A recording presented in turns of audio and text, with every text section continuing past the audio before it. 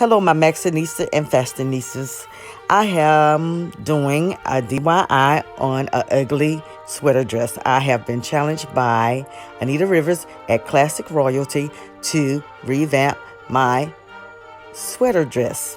So I am using these particular items to revamp my dress. I was going to use the feathers, but I decided not to. And I'm going to go with the gold garland. So, this is what I am going to do. Tack this on around the bottom and go up and down with the pattern of the garland. So I'm removing the feathers and I'm going to go ahead and tack on the bottom of the dress.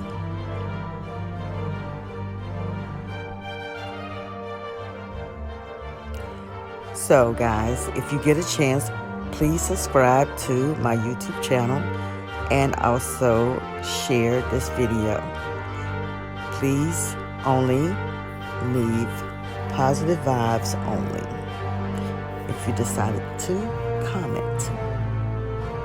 And I just want to take the time out to thank you for watching my video. And may you all have a blessed and Merry Christmas and Happy New Year.